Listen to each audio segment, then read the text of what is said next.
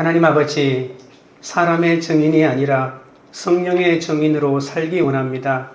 오늘도 말씀하여 주시옵소서. 예수님의 이름으로 기도드립니다. 아멘. 여러분, 사도행전 3장과 4장에 걸쳐서 나면서부터 못 걷는 자가 일어나는 여러 가지 에피소드를 이 두 장에 걸쳐서 얘기하거든요.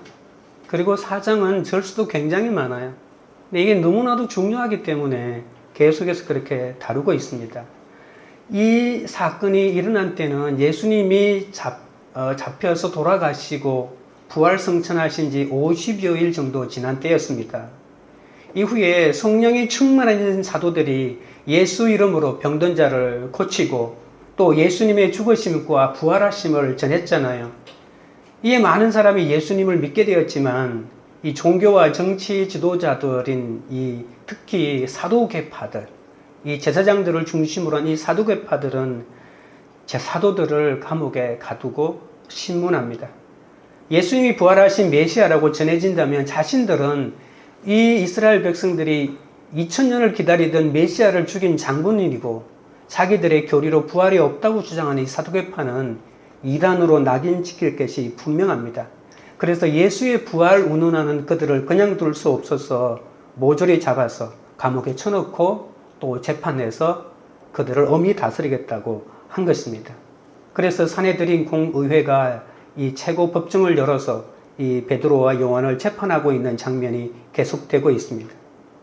그러나 힘없는 요정 앞에서도 두려워서 예수님을 모른다고 3번이나 부인했던 베드로가 이번에는 자신을 신문하는 그들 앞에 당당하게 서서 바로 너희들이 바로 예수님을 죽이지 않았느냐, 그리고 너희들이 죽인 그 예수가 부활하셔서 이 나면서 못 걷게 된 이 사람을 오늘 고쳤다고 이렇게 말하고 있습니다.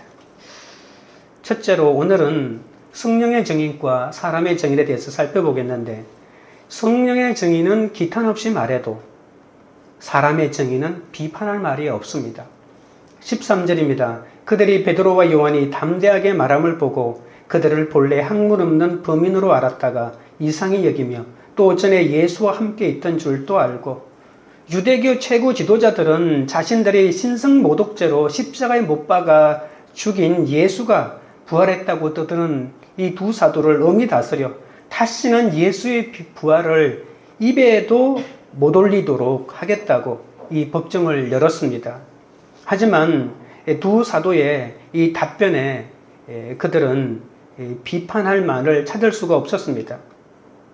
얼마나 충격을 많이 받았는지 오늘 본문을 자세히 보시면 한 4가지 정도 그들이 충격받았다는 사실을 나열하고 있습니다.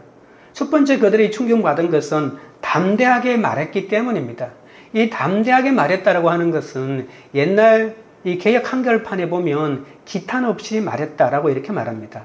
이 기탄이라고 하는 게 굉장히 어려운 한자이기 때문에 이렇게 번역했는데, 여러분 다른 성경 본문에 고린도나 이런 데 보면 또 기탄이란 말을 그대로 쓰고 있어요.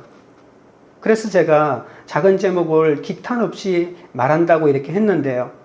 이 기탄 없이 말한다고 하는 말은 단순히 달변을 말하는 것이 아닙니다. 말을 잘하는 것과 기탄 없이 말하는 것은 다릅니다. 기탄 없이는 이 성령의 지혜로 확신이 가득 차 주저하지 않고 그리스도의 진리를 선포하는 것을 말합니다. 배운 지식으로 말하지 않고 성령이 충만하여 담대하게 하나님의 복음과 그리스도의 사건을 말씀의, 구속사의 말씀의 관점으로 해석하고 있는 거잖아요. 다음으로 놀란 것은 베드로와 요한이 학문 없는 범인으로 여겼기 때문입니다. 그들은 체계적인 신학 교육을 받지 못했습니다. 베드로는 이 율법에 관심이 많았지만 돈이 없었기 때문에 배울 수는 없었고 어려서부터 직업을 택했잖아요. 그래서 그들은 랍비가 되는 이 전문 과정을 밟은 적이 없습니다. 이 범인이라고 하는 이 말은 평민이요, 무식쟁이요, 촌놈이라는 그런 뜻입니다. 촌놈 중에서도 가장 큰 촌놈, 갈릴리 촌놈 아닙니까? 신문자로 쓴 공회원들이 피고 속의 베드로와 요한을 얼마나 무시하고 있는지를 잘 보여주는 표현입니다. 신학교도 나오지 않은 자들이 메시아인 그리스도에 관해서 그들이 말하면 얼마만큼 정확하게 말할 수가 있겠습니까? 그러니까 저들은 아무것도 배운 바가 없다라고 하는 말은 배운다는 것이 구약 성경을 배운다는 거잖아요. 그리고 그들이 가장 관심이 있는 메시아에 대해서 배우는 건데 구약 성경을 해석할 줄도 모르는 사람이 예수가 메시아다고 하는 것은 가당치도 않는 말 아닙니까? 그런데 예수 그리스도가 모퉁이 돌이 돼요. 건축자들이 버렸는데 그 예수 그리스도가 모퉁이 되었다고 말하고, 그리고 예수 그리스도가 바로 이 나면서 못 걷는 자를 살렸고 예수 그리스도 외에는 구원이 없다고 엄청나게 이 도발적인 메시지를 쏟아내고 있습니다. 그래서 그들이 충격을 받은 것이죠. 세상에서는 자격증을 따고 전문적인 공부를 하고 기술을 습득을 해야만이 모든 것을 할 수 있다고 생각합니다. 그러나 지식이 사람을 감동시킬 수는 있지만 지식이 사람을 구원할 수는 없거든요. 학문은 상대적인 진리를 제시할 수 있습니다. 어떤 과학적인 진리가 이것은 진리다라고 이렇게 선포하지만 나중에 보면 그것이 진리가 아니라는 것이 반명되잖아요. 여러분, 뉴턴의 만류인력 법칙에서 빛이 중력에 의해서 굽어지는 것이 아니고 일직선으로 나간다고 했는데 나중에 아인슈타인이 중력에 의해서 빛이 굽어진다는 것이 판가름 났거든요. 그렇다고 해서 그 뉴턴을 누가 잘못된 과학자라고 말하는 사람 아무도 없습니다. 그러니까 과학이나 이 세상의 어떤 사회적인 어떤 규범들은 어떤 그 사회의 그 당시에 온전히 진리를 말하는 상대적인 진리라는 것을 모든 사람들이 그렇게 생각하고 받아들이고 있는 것이죠. 오직 사람의 영혼을 구원하는 것은 하나님의 말씀과 예수 그리스도뿐입니다. 유대 종교 지도자들은 이 구원은 자신들이 독점하고 있다고 얘기합니다. 이 구원을 얻으려면 죄를 사해 주는데 죄를 사해 주는 것은 제사로만 가능하다고 말하거든요. 제사를 독점하고 있는 것이 사두개의 파 아닙니까? 이 성전에서 자신들이 이 피에는 생명이 있다고 말하고 있기 때문에 이 피를 다루어야만이 죄를 사해 주는데, 여러분, 유대인들은 사냥도 못합니다. 사냥해도 이 피가 있기 때문에 먹을 수가 없는 거예요. 고기를 먹고 싶으면 성전에 가서 화목제물을 드리는 것이 그들이 고기를 먹고 싶어서 그런 거거든요. 그만큼 이 제사장들이 이 생명을 다루는 존재이기 때문에 얼마나 중요한지 모릅니다. 그런데 갑자기 듣도 보도 못한 이상한 사람이 나타나서 구원자라고 외치는 겁니다. 이 말은 이 성전 체제를 부정하는 것이죠. 성전에서 죄를 사해 주는 것이 아니다. 예수 그리스도를 믿으면 죄를 사함받을 수 있다라고 말하니까 그들이 기절초풍하는 것입니다. 평범한 어부로 고기나 잡던 베드로와 요한이 성령 충만하여 이렇게 담대하고, 또 담대한 것뿐만이 아니라 그들이 말하는 것이 얼마나 논리적인지 복음을 전하는 그 모습을 보고 종교 지도자들은 당황했다는 것입니다. 또한 종교 지도자들은 베드로와 요한이 그 전에 예수와 함께 있던 줄로 알고 있었기 때문에 두려워했다고 얘기합니다. 이들은 갑자기 나타난 떠돌이 철학자들이 아닙니다. 이들은 예수님이 살아가신 전에 늘 함께 있었던 사람이기 때문에 누구보다도 예수님을 잘 알고 있다는 것이죠. 무식한 갈릴리 어부 출신인 두 사도가 상상을 초월할 정도로 정확하게 본질의 문제를 파악하고, 그리고 하나님의 말씀까지 정확하게 인용하고 있는 것으로 보아서 이 두 사도와 함께 했던 예수가 도대체 어떤 인물이길래 이 사람들이 이렇게 변할 수가 있었는가? 그리고 새삼스럽게 두려워할 수도 있었다는 것이죠. 도대체 예수가 누구길래 이 촌뜨기 무식한 사람을 이렇게 완벽한 말씀을 해석하는 자로 세워놓았는지 두려워하기 시작했다는 것입니다. 그들은 이 사도들이 전하는 말씀에 반박할 말이 있어야 되잖아요. 자기들은 성경 박사고 모든 것을 외우고 있는데도, 그런데 말씀으로 대항하는 두 제자들에게 대항할 논리도 없고 대항할 지식도 없다는 것을 깨닫고 놀라고 있는 것입니다. 여러분, 성경 말씀을 많이 알고 있으면 귀신이 우리를 못 속입니다. 왜냐하면 사탄은 말씀을 가지고 우리를 속이기 때문이거든요. 하나님 말씀에 대한 정확한 지식이 없다면 우리는 거짓말로 속이는 사탄의 모든 속임에 쉽게 넘어갈 수밖에 없습니다. 이단은 세상 지식 가지고 속이지 않습니다. 경제적인 문제 가지고 속이지 않습니다. 성경을 가지고 교묘하게 우리를 속입니다. 예수님의 제자들은 예수님을 너무나 잘 알았기 때문에 공회원들이 그들을 속임수로 협박할 수 없었습니다. 만약에 제자들이 예수님을 만나본 적도 없다면 예수님이 이렇다 저렇다 이렇게 조금 비틀어가지고 공격할 수도 있을 터인데 그들은 예수님과 3년 동안 동고동락했는데 어찌 예수님에 대해서 비방하는 말이 먹혀 들어가겠습니까? 사도들의 증거는 지식이나 지위에서 나온 말이 아닙니다. 가르치시고 전파하시며 고치시고 십자가에 달리셔서 잘 죽으시고 또 부활하셔서 잘 살아나시고 그리고 그러한 예수님의 삶을 직접 보았기 때문에 그것을 나눈 경험에서 바로 이렇게 말하는 것이기 때문에 아무리 꼬투리를 잡으려고 해도 꼬투리를 잡을 수 없었던 것이죠. 14절입니다. 또 병 나은 사람이 그들과 함께 서 있는 것을 보고 비난할 말이 없는지라. 베드로의 말에 반박할 수 없었던 가장 결정적인 이유는 베드로가 예수의 이름으로 고친 이 나면서 못 긋게 된 사람이 바로 옆에 서 있었기 때문이라는 사실이죠. 이것보다 강력한 증거가 어디에 있습니까? 그자는 제사장들이 성전으로 출퇴근하면서 무려 40년 동안이나 성전 앞에서 구걸하고도 있다는 그 사람을 보지 않았습니까? 그래서 누구보다도 이 사람은 거의 평생 동안 여기에서 구걸하던 자인 것을 알고 있는 것이죠. 그래서 그것을 변명할 수도 없고 부인할 수도 없습니다. 이 사람이 정말 처음부터 나면서부터 못 끊는 자인지 우리가 어떻게 아느냐 이렇게 좀 떼를 쓸 수 있잖아요. 떼를 쓸 수가 없어요. 너무나도 잘 아는 사람이니까. 그런 고침을 받자마자 뜻밖의 은총에 감격스러워서 두 사도를 뒤에서 뛰면서 껴안았다고 했잖아요.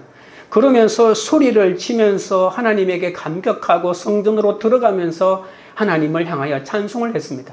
일평생 성전을 등지고 세상을 향하여 구걸하던 그가 한 번도 들어가 보지 못했던 그 성전을 향하여 들어가면서 얼마나 소리를 쳤던지 성전에 기도하는 모든 사람이 이 사람을 보았던 것이죠. 그래서 바로 안전뱅이 걷지 못하고 나면서부터 구걸하던 이 사람이 이렇게 고침받았다는 것을 예루살렘에 있는 사람들이 모두 다 알게 되었다는 사실입니다. 그가 놀라운 것은 이제 고침받았잖아요. 자기 마음대로 살 수도 있었잖아요. 그런데 무슨 마음이 있었는지 다른 곳으로 가지도 않고 바로 이 재판받는 이곳에 왔다는 것입니다. 여러분, 산헤드린 이 재판이 얼마나 무시무시한지 예수님이 잡히시던 날 밤에 산헤드린 공의회가 새벽에 열리거든요. 열리기 전에 밤에 그 일반 개인적인 제사장의 감옥에 가두었다가 그곳에서 간이 재판을 여는데도 불구하고 그것을 보러 갔다가 베드로가 도망치지 않았습니까?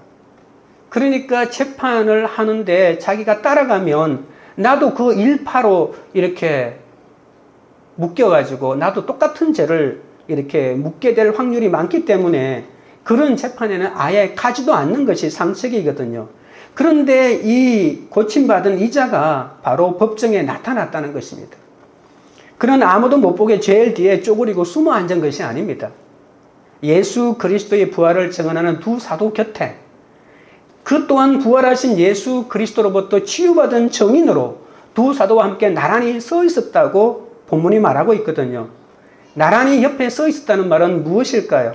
만약에 이 두 사도가 전한 예수가 부활했고 이 부활한 예수가 나를 고친 것이 죄가 되어가지고 만약에 어떤 형벌을 받는다면 자기도 받겠다고 하는 각오로 그 옆에 서 있지 않았을까요? 자신도 기꺼이 그 모든 당하는 수모를 감수하겠다는 그런 의지의 표명으로 그 옆에 서 있었던 것입니다. 누가 억지로 강압적으로 끄집고 나온 것이 아니고 순전히 스스로 결정한 사실입니다. 이것이 바로 성령의 증인 아닙니까? 그들은 이렇게 명백한 증거가 있어도 이 사두개인들은 예수를 믿지 않았습니다. 예수 이름으로 고침받은 것도 인정하지도 않았고, 그렇지만 40년 된 병자니까 인정하지 않을 수가 없는 것입니다. 그 사람이 그 옆에서 서 있었다는 거죠. 부인할 수 없는 것과 믿는 것은 다른 겁니다. 부인할 수 없었다고 해서 믿음으로 연결되면 얼마나 좋았겠습니까? 그러나 이들이 불행한 것은 그들이 가지고 있는 어떤 위치 때문에 부인할 수 없는 사실이고 예수님이 고쳤다라고 이렇게 말하면서도 믿지 않았던 거죠. 여러분 구약 성경에 보면 특히 이사야 같은 데 보면 메시아가 이 땅에 나타나서 자신이 메시아라고 하는 증거가 여러 가지 있는데 그 중에 한두 가지가 뭐냐면 바로 이 걷지 못하던 자가 일어나고 보지 못하는 자가 보게 되는 기적이 일어날 때 그건 메시아 역사라고 이사야가 말하고 있거든요. 그런데 누구도 한 적이 없는 그 역사를 했잖아요. 그런데도 그들은 안 믿는 겁니다. 우리에게도 이러한 강력한 증거가 있어야 합니다. 예수가 머리로만 지식으로 머물러 있는 사람의 증언은 능력이 없습니다. 그러나 머리와 가슴에만 있는 것이 아니라 이렇게 분명한 간증이 있어야 신앙이 삶에서 드러나는 간증을 가지고 있어야 그것이 비록 내 수치를 드러내는 일이라 할지라도 내 삶에서 뿜어나오는 살아있는 간증이 있는 사람은 능력이 있는 성령의 증인이 될 수가 있는 것이죠. 적용 질문 드립니다. 명백한 증거 앞에서도 나의 체면 때문에 기득권 때문에 부인하는 것은 무엇입니까? 복음의 능력은 지식이나 지위가 아닌 십자가를 지는 삶에서 나오는 것임을 믿습니까? 둘째는 부인할 수 없는 명백한 증거가 있습니다. 15절 16절입니다. 명하여 공회에서 나가라 하고 서로 의논하여 이르되 이 사람들을 어떻게 할까? 그들로 말미암아 유명한 표적 나타난 것이 예루살렘에 사는 모든 사람에게 알려졌으니 우리도 부인할 수 없는지라. 종교 지도자들은 베드로와 요한이 성령 충만하여 그리스도를 제시할 뿐 아니라 능력 있게 증언하자 말문이 막혔습니다. 그러나 부인할 수 없는 명백한 증거와 증인이 있음에도 나면서 못 걷게 된 자가 예수 이름으로 고침받는 것을 시인하지 않습니다. 그가 고침받은 것이 부인할 수 없는 사실을 알았다면 그들이 해야 할 일은 무엇일까요? 회개해야 되지 않을까요? 무엇을 회개해야 될까요? 예수가 그리스도다. 예수가 메시아다. 근데 우리가 몰라봤다. 내가 죽였다. 우리는 모두 예수 죽인 자 일의 공범이다. 이렇게 회개하고 돌이켜서 예수님을 믿어야 하는데 그들은 이렇게 한마디 합니다. 공회에서 나가라. 꼴도 보기 싫다는 거예요. 그들이 다룰 수 있는 문제가 아니니까 나가라고 외면하고 싶었던 겁니다. 여러분 사도행전 2장에서 베드로가 성령 충만한 설교를 하자 3,000명의 사람들이 말씀을 듣고 어떻게 했죠? 마음에 찔려 어찌할꼬라고 했다고 합니다. 이 어찌할꼬라고 하는 가슴을 찢고 회개하는 거잖아요. 그들은 회개하여 세례를 받고 성령을 선물로 받고 구원을 받아서 떡을 떼며 사도들의 가르침을 더 온전하게 받기 위해서 더 깊이 말씀 안으로 들어갔잖아요. 그런데 오늘 16절에도 똑같이 어찌할 거라고 하는 말이 나옵니다. 16절을 보십시오. 이 사람들을 어떻게 할까? 어떻게 할까라고 하는 말이 어찌할 거라고 하는 말입니다. 2장에 나오는 말과 똑같은 헬라어입니다. 헬라어를 말해보면은 포이오소멘, 우리가 어찌할꼬. 한자도 틀리지 않고 철자도 틀리지 않고 똑같은 말입니다. 어찌할꼬는 어찌할꼬인데 두 사람이 어찌할꼬의 반응이 완전히 다르다는 겁니다.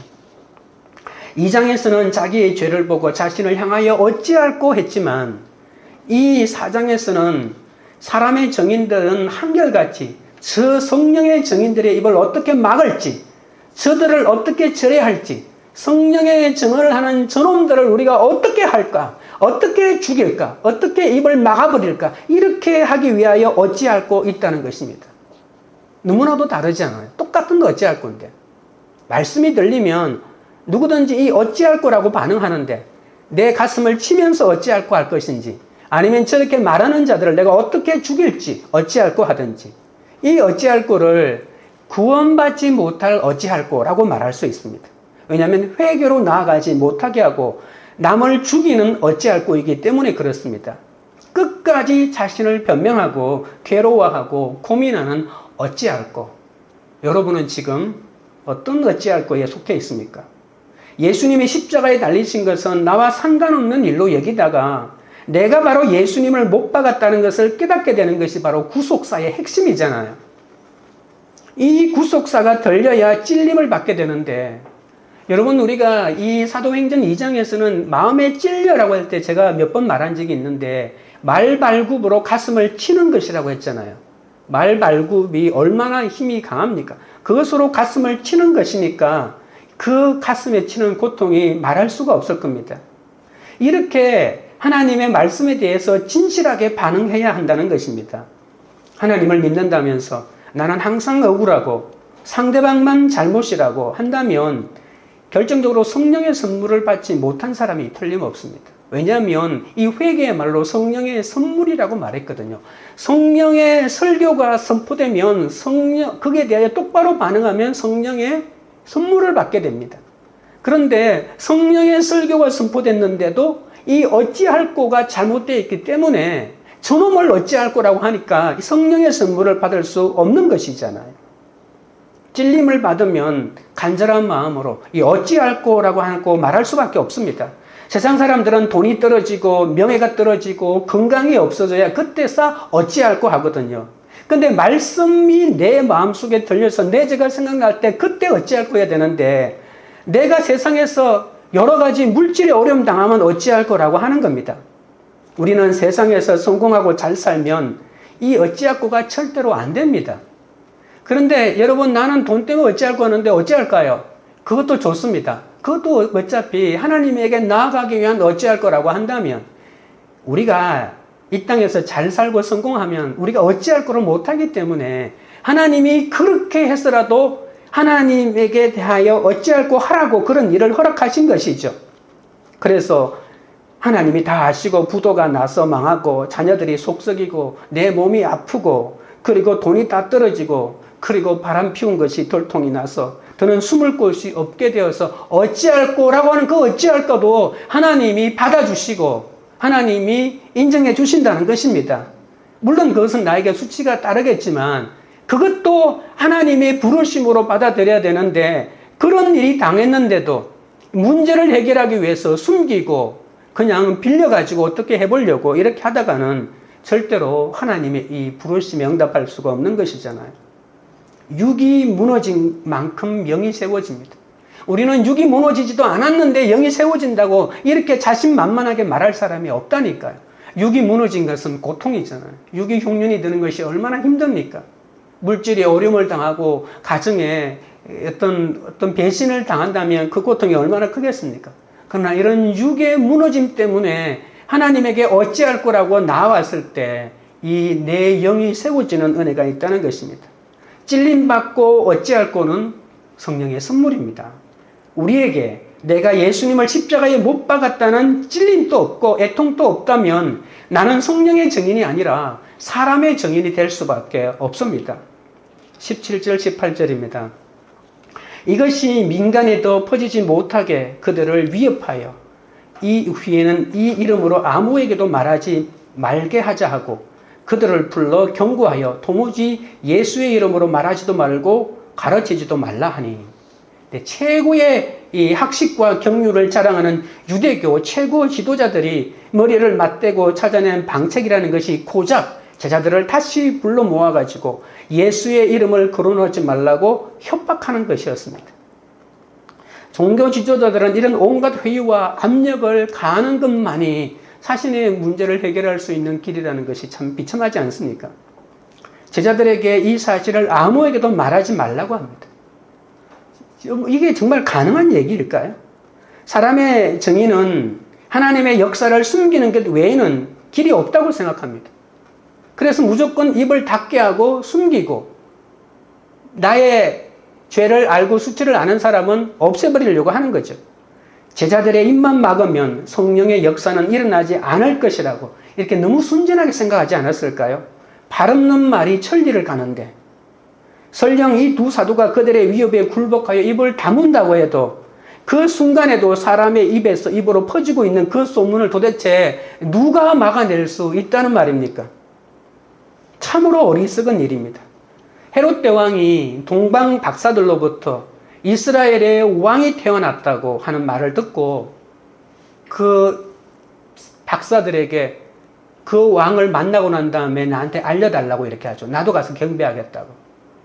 그런데 그 박사들이 이 성령의 인도함을 따라 헤롯 대왕한테 안 오고 자기 나라로 가버리니까 이 헤롯 대왕이 분노가 충천해서 베들레헴과 그 모든 근방 지경에 있는 2살 이하의 아이를 다 죽이도록 하지 않습니까? 이것이 인간의 방법입니다. 이러면 메시아도 죽을 것이라고 생각했던 것이죠. 어떻게 인간이 하나님의 진리를 막을 수 있겠습니까? 여러분, 사람의 증인은 성령의 증인을 막을 수가 없습니다. 진리를 핍박하고 감출수록 더욱 빛을 발하는 것이 진리라는 사실을 몰랐던 것이죠. 종교 지도자들이 이렇게 진리를 감추려고 하는 이유가 있습니다.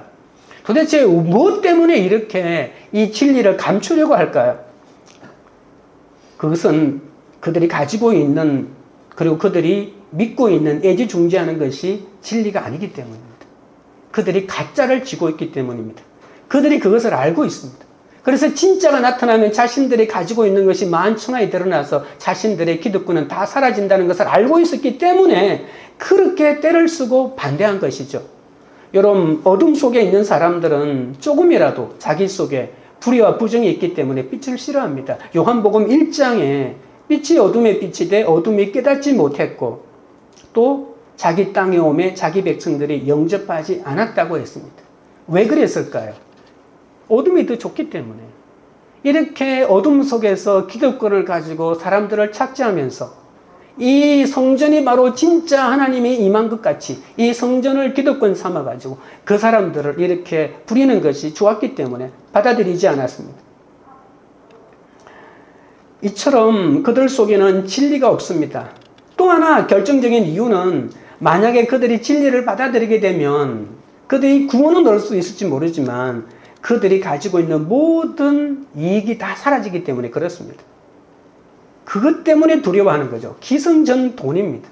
이 모든 것이 진리를 위한 어떤 그 자신들의 어떤 열정 같지만 그 속에는 돈이 자리 잡고 있다는 것이죠. 사람들은 진리라 할지라도 자신에게 불이익이 오면 그 진리는 언제 그랬느냐는 듯이 다 외면해 버리는 것이 이 어둠에 속한 사람의 속성입니다. 그러나 성령의 증인은 하나님 앞에 바로 섭니다. 진리 앞에 바로 설 수 있는 이유가 뭘까요? 겸손하게 그 진리를 인정하고 받아들이는 것밖에 없다는 것을 너무나도 잘 알고 있기 때문이죠. 여러분, 하나님과 오래 대결할수록 갈등은 더 심해질 수밖에 없거든요. 우리는 진리에 반응해야 합니다. 말씀에 반응해야 하죠. 이 산상수훈에서 그걸 잘 말하고 있는 것이죠. 이 말씀에 반응하지 않으면 내가 말씀을 듣기만 하고 우리는 잘 몰라요. 그것이 내가 말씀에 잘 반응했는지 안 했는지. 난 교회에서 하는 대로 열심히 했는데 난 말씀에 잘 반응했다고 하지만 껍데기로만 반응한 거 하나님은 아시죠.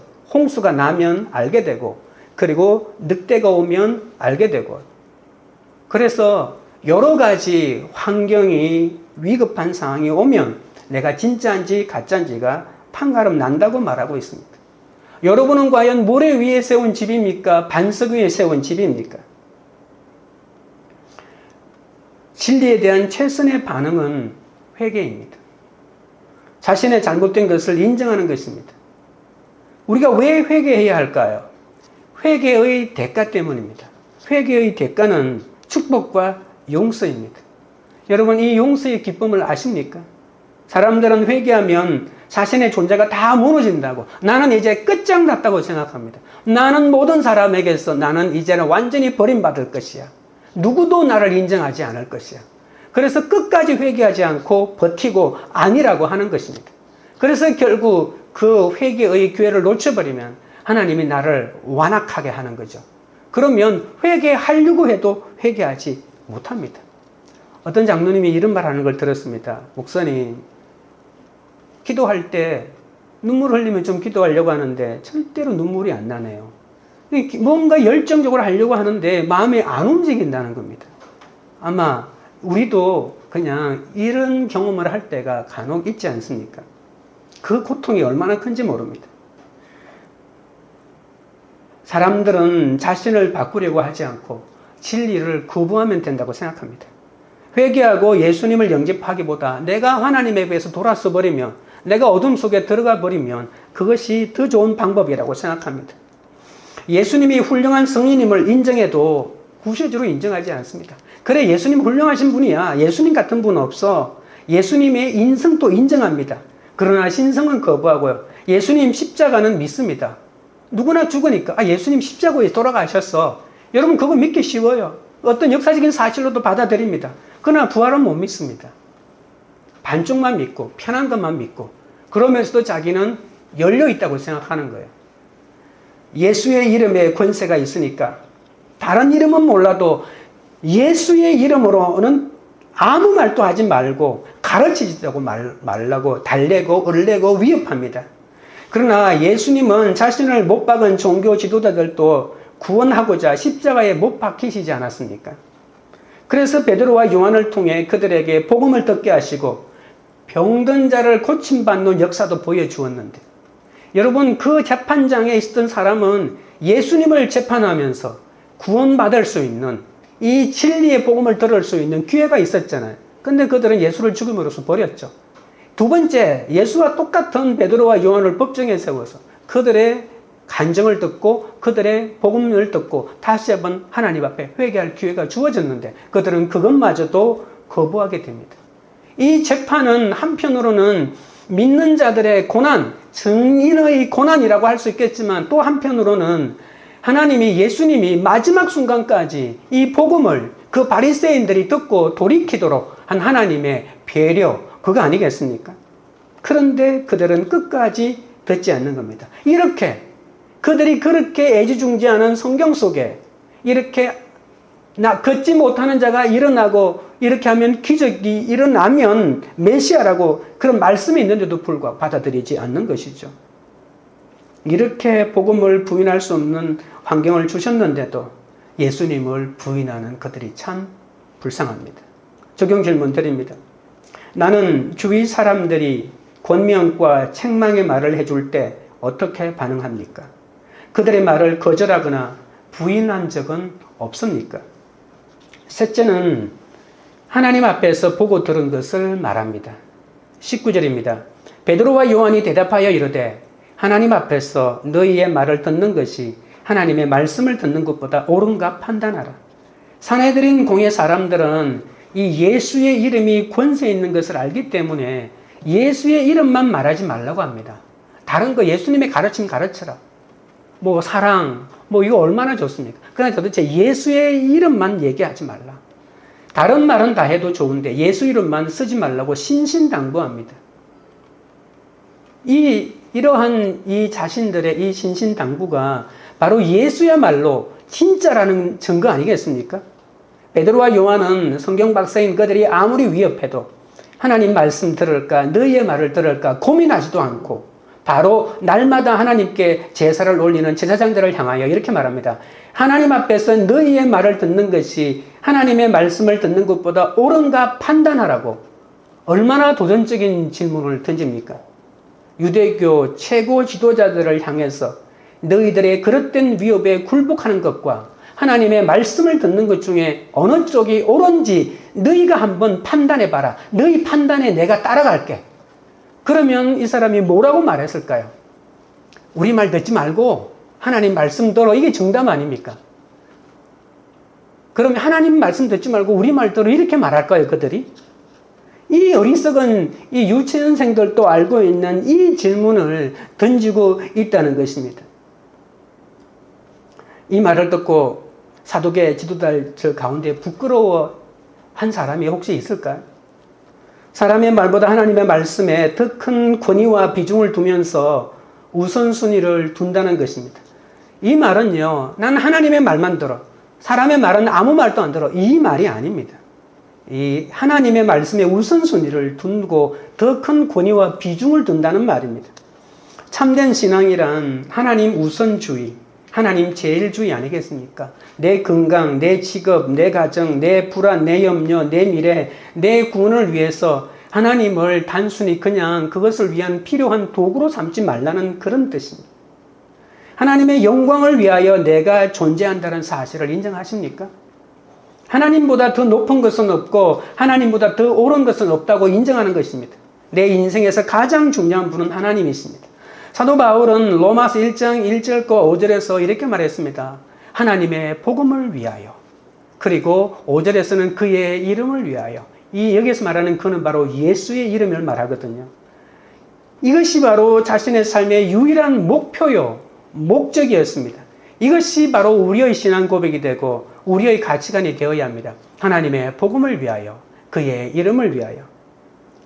20절입니다. 우리는 보고 들은 것을 말하지 아니할 수 없다 하니, 종교 지도자들이 복음을 전하지 못하게 비난하면서 위협해도 사도들은 전혀 위축되지 않고 오히려 자신들이 보고 들은 것을 말하지 않을 수 없다고 대답합니다.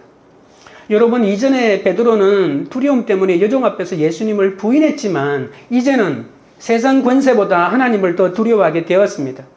그는 3번이나 예수님을 부인하며 저주한 자신을 용서하고 구원해 주신 주님의 은혜를 결코 잊을 수가 없었던 것이죠.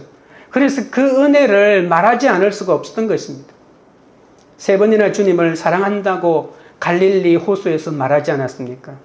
그러면서 바로 예수님은 이 베드로를 회복시켜 주셨고, 그런 예수님이기 때문에 그런 생명의 길을 나에게 보여주시고 진정한 삶의 길을 보여주시고 진정한 제자의 삶을 보여주신 그 예수님을 어떻게 내가 배신할 수 있겠습니까? 나를 죽여도 좋다. 나는 하나님 앞에서 보고 들은 것을 말하겠다. 라고 하는 것이 바로 베드로의 단호한 선언입니다. 부활을 경험하고 주님 앞에서 살아난 사람이 아니고는 이렇게 증언할 수가 없습니다. 베드로가 이렇게 하나님의 영광을 돌리는 것은 사람이 이 일을 보고 하나님께 영광을 돌렸다고 하지 않았습니까?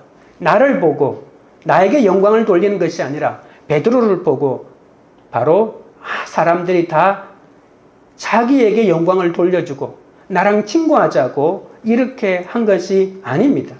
내가 항상 먼저 하나님께 영광을 돌려야 나를 보고 다른 사람이 하나님께 영광을 돌리는 것이죠. 복음은 이론이나 논리가 아닙니다. 생명 그 자체입니다. 그래서 복음은 지식으로 깨달아 알 수 있는 것이 아니라 체험으로 알 수 있는 것이죠. 내 눈으로 직접 보고 듣는 것이죠. 요한 1서 1장 1절에 이런 말이 있습니다. 태초부터 있는 생명의 말씀에 관하여는 우리가 들은 바요, 눈으로 본 바요, 주목하고 우리 손으로 만진 바라고 했습니다. 우리도 이렇게 예수님을 만나야 합니다. 우리가 예수를 전하지 못하는 이유는 눈으로 보고 귀로 듣고 손으로 만진 경험이 없기 때문입니다. 보고 들은 것을 말하지 아니할 수 없다는 말이 얼마나 가슴 벅찬 선언입니까? 하지만 이런 선언을 하려면 적어도 내가 보고 들은 것이 있어야 하지 않겠습니까? 우리는 베드로처럼 이렇게 말하려고 해도 보고 들은 것이 없으니까 이런 말을 할 수가 없어요. 그러니까 우리가 이런 성경을 인용해도, 제 같은 사람이 인용해도 별로 힘이 없는 거예요. 전도는 내가 잘 알고 있는 예수를 전하는 것이 아니라 내가 만난 예수를 전하는 것이잖아요. 그것이 너무나도 하찮다 하더라도 거기에 포인트가 있는데 우리는 그냥 내가 알고 있는 예수를 전하려고, 내가 이렇게 수치를 당하고 이렇게 어려웠는데 그때 주님이 이렇게 하셨다고, 그렇게 해야 되는 거죠. 이 말이 먹혀 들어가려면 나와 똑같은 고난을 당하고 있는 사람을 선별하고 찾아가는 것이 중요합니다. 많은 그리스도인에게는 능력이 없습니다. 그 능력을 몰라서 행하지 않는 것이 아닙니다. 그냥 알아도 능력이 없는 그러한 상황이 있다니까요. 다시 말하면 고칠 능력이 없습니다. 여러분, 내 안에 죄가 없는 건 누가 모릅니까? 여러분 안에 죄가 있지요. 근데 죄를 이길 힘이 나에게 없다는 겁니다. 그냥 예수 믿으면 원래 내 속에 죄는 못 이기는 거야. 원래 이렇게 죄 한 덩어리씩 달고 사는 거야. 이렇게 여러분 이해하시겠습니까?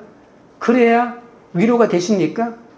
그런데 아무리 해도 안 됩니다. 내 마음속에 미움이 있고 생색이 있고 혈기가 있고 음란이 있고 집착이 있고 중독이 있습니다. 죄인 줄 압니다. 그런데 여기서 내가 못 벗어나는 거예요. 왜 나는 못 벗어날까요? 왜 못 벗어나죠? 이것이 만약에 죄라면, 이 세상의 가치를 끊임없이 탐닉하고 있는 이것이 죄라는 것을 안다면, 아니면 이것이 큰 죄로 이렇게 옮겨갈 아주 위험한 순간이라는 것을 아는데도 왜 끊지 못할까요? 그것이 바로 내 속에 능력이 없다는 것입니다. 내가 예수님을 제대로 만났다면 주님이 그것을 고쳐주실 것인데 내가 제대로 만나지 않았기 때문이다. 우리가 이렇게 진단할 수밖에 없어요. 그렇지 않으면 예수 믿는 거 원래 이런 거야. 원래 이런 거야. 예수 믿어도 이렇게 이렇게 살아가는 거야. 유명한 목사님도 다 죄짓고 다 살아. 그냥 이렇게 복음의 능력이 정말 그 정도밖에 안 되고, 성령의 능력이 정말 그 정도밖에 안 되고, 우리가 이 모델로 삼아야 될, 우리가 도달해야 될 영적 가치, 이 제자의 수준이 바로 그런 것일까요? 내가 예수님을 제대로 만나지 않았기 때문이고, 또 한 가지는 나도 모르게 그것을 거부하고 있는 것이죠. 여러분, 내가 집착하고 있는 것이 나한테 쾌락을 주기 때문에 그렇습니다. 죄를 짓는 게 나한테 쾌락을 주는 거예요. 믿음대로 사는 게 나한테 쾌락을 안 주고 있는 기 때문에 내 의지의 한순간에 그것을 끄집어내는 거예요. 여러분, 혈기 부리면 어느 정도는 쾌감이 있습니다. 왜냐하면 혈기 부리면 내 말 들으니까. 자식들도 내 말 듣고요. 내 혈기 막 부리면 여기에서 나를 눈치를 막 보고 그냥 살살살 기는 게 좋거든요. 이것이 자신의 권위와 능력이라고 착각하는 것이죠. 죄를 이길 능력이 우리에게 있어야 합니다. 그래야 내가 제대로 예수를 만난 것입니다. 예수님의 제자들은 3년 동안 예수님과 함께 먹고 마시지 않았습니까? 예수님의 말씀을 직접 들었을 뿐만 아니라 기적도 목격했고요. 중풍병자도 낫는 기적을 보았고, 예수님이 갈릴리 물 위로 걸어가시는 것도 보았습니다. 그뿐만 아닙니다. 죽은 자가 살아나는 것도 여러 번 보았습니다. 그것도 죽은 지 4일이나 되고 썩어 문드러진 그 사람이 살아나는 것까지 보았거든요. 귀신이 떨면 나가는 것은 본 것은 한두 번이 아닙니다. 그리고 마지막에 예수님이 직접 자기 눈앞에 처형당해서 죽었는데 예수님이 부활하신 것까지 목격했지 않습니까? 그러나 그때까지 그들에게는 아무런 일이 일어나지 않았습니다. 우리는 성경 공부도 하고 큐티도 하는데 뭔가 안 되고 내 속이 허전합니다. 뭔가 될 것 같은데 늘 제자리 걸음입니다. 성경을 모르는 것도 아니고 교회를 안 나오는 것도 아니고 할 것은 다 하는 것 같은데 내 안에 뭔가가 없습니다. 도대체 무엇이 잘못되어서 그럴까요? 예수님의 제자들이 변한 것은 오순절 성령 체험입니다. 우리가 볼 수 있는 마음 안에 들어갈 수는 없겠지만 이것 아닐까요? 성령으로 오신 예수 그리스도를 그때 제대로 만났습니다. 제자들은 고무펑선에 바람이 불어오듯이 내 인격 속에, 내 삶 속에, 내 육체 속에, 내 영혼 속에 이렇게 성령이 들어와서 임재하고 나를 지배하는 것을 느끼기 시작했던 것이죠. 그것을 느끼고 난 다음에 가만히 있으면 금방 사라질지도 모릅니다. 그 순간을 놓치지 말아야 합니다. 여러분, 여성이 결혼하고 또는 남성이 결혼할 때 결혼하기 전과 결혼하기 후가 똑같다면 어떻게 될까요? 결혼하기 전과 결혼하기 후의 사람의 삶이 달라지지 않겠습니까? 성령의 주님을 만난 다음에는 똑같이 밥을 먹고 똑같이 잠을 자고 똑같이 직장에 가도 뭔가 달라지지 않을까요? 설명할 수 없는 영의 힘이 내 속에 충만한 것을 느낄 수 있다는 것입니다. 성령이 말하게 하심을 따라서 나의 생각과 논리가 아닌 자기의 경험에서 나오는 것이 아닌 어떤 말들이 내 입에서 나오기 시작한다는 겁니다. 그것이 바로 용서의 언어고 사랑의 언어 아닙니까? 이러한 언어가 우리에게 임할 때 우리가 진정으로 내가 보고 들은 것을 말하지, 다른 사람에게 보고 들은 것도 없다 하더라도 적어도 내가 변한 것은 내가 보고 듣지 않습니까? 내가 성령 받고 내가 예수 믿고 좀 변했다고. 지금 내가 변한 것만 얘기하십시오. 내가 다른 거 본 거 없다면. 내가 저번에 한번 얘기한 적이 있죠. 예수 믿고 난 다음에 내가 이제는 내 삶에 빚이 많은데 빚 내가 갚겠다고 이렇게 하면 옆에 있는 사람이, 이 사람아, 너 빚도 안 갚고 네가 그렇게 내보고 예수 믿으라고 할 수 있느냐? 인생 똑바로 살아라. 네, 저 빚 많습니다. 그런데 예수 믿으니까 빚 갚을 마음이 생겨가지고 내가 당장 뭐 알바라도 하려고요. 이렇게 하는 게 제대로 된 답변 아니겠습니까? 내 지금 순간에 어떻게 변하는가, 내 이전의 삶이 무엇인가가 중요한 것이 아니라. 21절입니다. 관리들이 백성들 앞에서 그들을 어떻게 처리할지 방법을 찾지 못하고 다시 위협하여 놓아주었으니 이는 모든 사람이 그 된 일을 보고 하나님께 영광을 돌림이라. 관원들은 자기들끼리 아무리 의논해도 뾰족한 수가 없죠. 한 사람이면 예수님 때처럼 죽이면 되겠는데 이제 한두 사람이 아닙니다. 벌을 주려고 해도 법적인 근거를 찾을 수가 없어요. 뭔가 뒤집어 세워야 되잖아요. 예수님은 성전을 헐라 3일 만에 세우겠다고 신성 모독죄를 덮어 씌웠잖아요. 그리고 가짜 증인 또 가지고 왔고. 근데 오히려 내 증인이 아니라 부활하신 예수가 고침받은 증인이 저쪽 편에 딱 써 있는데, 그래서 다시 위협하면서 이들이 하는 일을 위협하는 것밖에 없어요. 위협하고 또 위협하고 다시 위협하면서 놓아줄 수밖에 없었습니다. 그들은 사도들의 입을 통해 전해지는 회개하라는 하나님의 목소리를 끝까지 듣지 못합니다. 그래서 같은 질문을 되풀이하고 있습니다. 그러나 이 일을 본 모든 사람이 하나님께 영광을 돌립니다. 우리가 하는 일이 진실인지 거짓인지 알 수 있는 것은 이 결과가 하나님께 영광이 되었는지 아닌지를 살펴보면 됩니다. 사람이 영광 받는 것은 다 잘못된 일입니다. 아무리 좋은 이름으로 훌륭한 이름으로 했을지라도 그 결과가 하나님께 영광이 되지 못하고 사람이 그 영광을 받고 칭찬을 받는다면 그것은 하나님의 것이 아닙니다. 하나님께 영광을 돌린다는 것은 다른 말로 하면 구원받는 사람이 그것 때문에 생겼다는 말 아니겠습니까? 사도행전 2장 47절에 초대교회의 결론을 보여주는데 이렇게 말합니다. 하나님을 찬미하며 또 온 백성에게 칭송을 받으니 주께서 구원받는 사람을 날마다 더하게 하시니라. 22절입니다. 이 표적으로 병 나은 사람은 40여 세가 되었더라.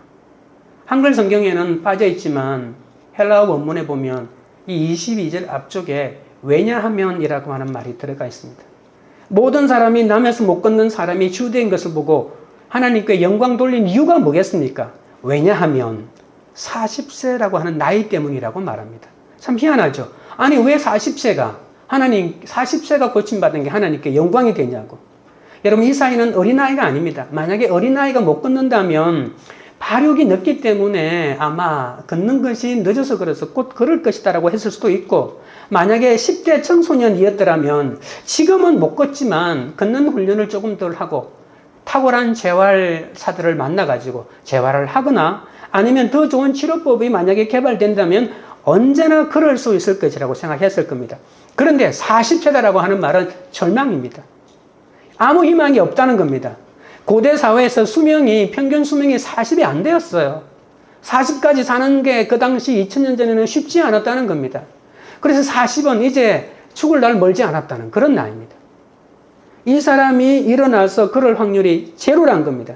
그런데 어느 날 갑자기 느닷없이 일어나서 걷기 시작하면서 이렇게 돌아다니는 것은 전적인 하나님의 은혜가 아니고는 설명할 길이 없다. 여러분, 내가 완전히 절망 속에 있다가 회복되는 것도 여러분 하나님께 영광이 된다니까요. 여러분, 그래도 당신 속에는 뭔가 착한 것이 있어서 그렇게 예수님 믿고 돌아왔겠지.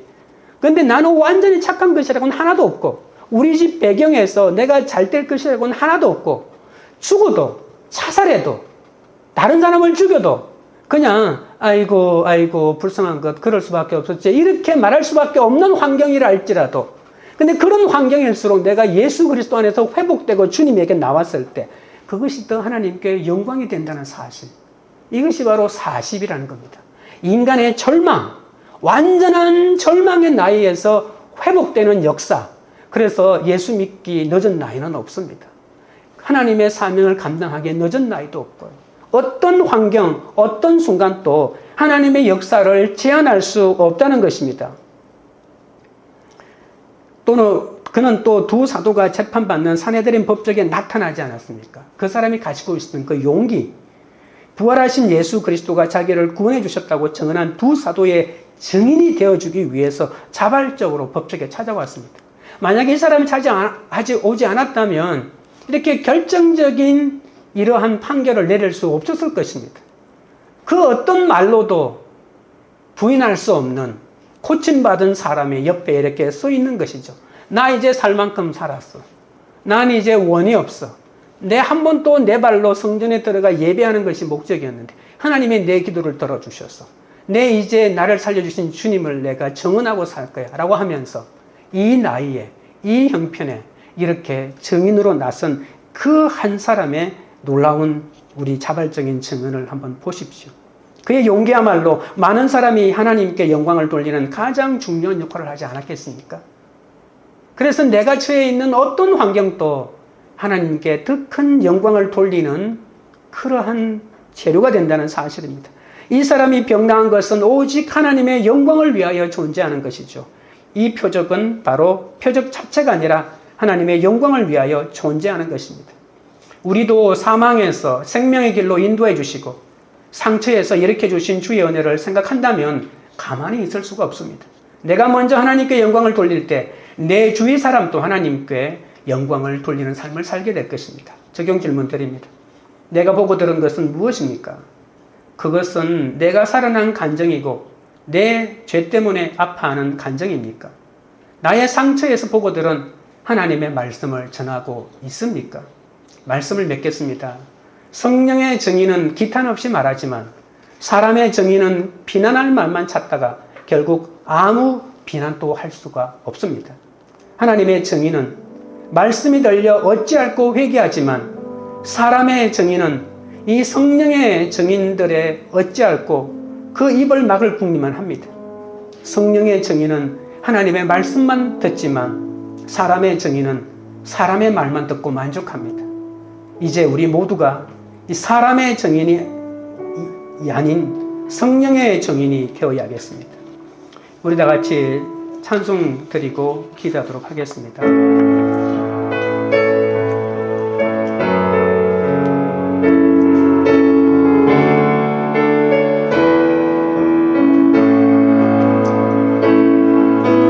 주님 다시 오실 때까지 나는 이 길을 가리라.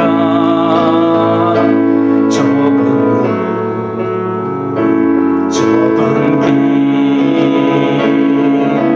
나의 십자가 지고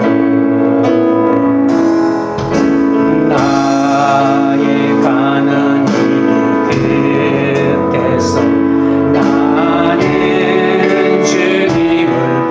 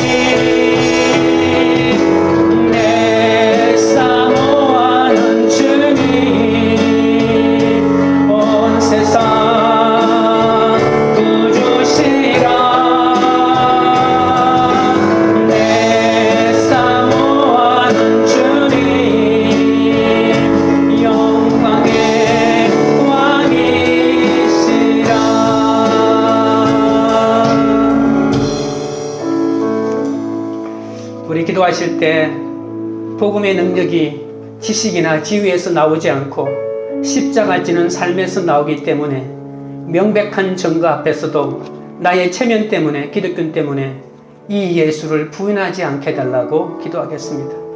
나는 주위 사람들이 권명과 책망의 말을 해줄 때 믿음으로 반응하게 해달라고 기도하시고, 또 내 죄 때문에 아파하는 간증을 하게 해달라고, 내 자랑이 아닌 나의 상처에서 보고 들은 하나님의 말씀을 전하게 해달라고 기도하겠습니다. 내가 주께 용서받고 살아난 만큼 복음을 증거하여 죄사함의 은혜와 구원받은 감격을 전하게 해달라고 주여 3번 부른 다음에 기도하며 주께 나가겠습니다. 주여, 주여, 주여. 거룩하신 하나님 우리 아버지여, 복음의 능력이 지식이나 지위에서 나오지 않고 십자가 지는 삶에서 나오는 것이기 때문에 명백한 증거 앞에서도 아버지 하나님이 나의 체면 때문에, 내 기득권 때문에 부인하지 않도록 역사하여 주시고, 아버지 하나님이여 언제나 주님 앞에 아버지 하나님이여 주님의 명백한 경계를 받아들일 수 있도록 역사하시고 인도하여 주시기를 원하옵나이다. 나의 주위 사람들이 권명과 책망의 말을 해줄 때 믿음으로 받아들이고 아버지 하나님이여 회개할 수 있도록 역사하여 주시기를 원하옵나이다. 내 죄 때문에 아파하는 간증을 하게 하여 주시옵소서. 내 자랑을 이제 멈추고 나의 상처에서 보고 들은 하나님의 말씀을 전하게 하여 주시옵소서. 내가 주께 용서받고 살아난 만큼 복음을 증거하여 죄사함의 은혜와 구원받은 감격을 전할 수 있도록 우리 아버지 하나님이여 역사하시고 우리 아버지 하나님이여 인도하여 주시옵소서. 하나님 아버지, 성령의 증인이 되게 하신 것 감사합니다. 그러나 아직도 내 이익이 먼저 떠올라 사람의 증인 노릇을 할 때가 많았사오니 불쌍히 여겨 주옵소서. 나는 늘 베드로와 요한처럼 주님을 위해서 일하는 사람으로만 여겼지, 내가 사두개파 제사장이라는 생각은 하지도 못했습니다. 또한 나만 옳다고 하는 바리새인처럼 나는 절대로 예수님을 죽인 적이 없다고 시침이 떼고 살아왔습니다. 하지만 내가 바로 예수를 죽인 장군이라는 사실은 나만 몰랐지 남들은 다 알고 아내도 알고 자녀들도 다 알고 있었습니다. 그 자녀들의 외침을 듣고도 애써 나는 예수를 죽인 적이 없다고 외면의 채 살았사오니 주여 불쌍히 여겨 주옵소서. 나도 모르게 내 기득권을 지키기 위해 예수님을 감옥에 가두고 죽이게 될까봐 두렵사오니 주여 용서하여 주옵소서. 주님, 때로는 권명과 책망의 말씀으로, 때로는 고난의 사건으로 수없이 나를 찾아오신 하나님을 비난하고 부인한 것을 회개합니다. 이제는 사람의 증인으로 살지 않게 하시고 주님의 증인이 되어 주님이 원하시는 그 길을 갈 수 있도록 주여 은혜 내려 주시옵소서. 지금도 복음을 전하기보다 내가 처한 상황을 불평하고 원망할 때가 더 많은 연약하고 약한 우리를 긍휼히 여겨 주옵소서. 이제는 돌이켜 구원의 확신과 기쁨으로 하나님이 우리에게 베푸신 은혜를 기탄 없이 전하는 저희들이 되게 하여 주시옵소서. 광교우리들 교회가 세상에 이름 있는 권세가, 다른 이름은 몰라도 예수 이름으로 아무 말도 하지 말고 가르치지도 말라고 위협해도 그 사람의 말을 듣지 않고 오직 하나님의 말씀만 듣는 공동체가 되게 하옵소서. 각자가 지식으로 배운 예수를 전하는 것이 아니라 내 죄 때문에 아파하는 간증을 하게 하시고 내가 주께 용서받고 살아난 그 죄사함의 은혜와 구원받은 감격을 전하는 그런 교회, 그런 공동체가 되도록 역사하여 주시옵소서. 예수님의 이름으로 기도드립니다. 아멘.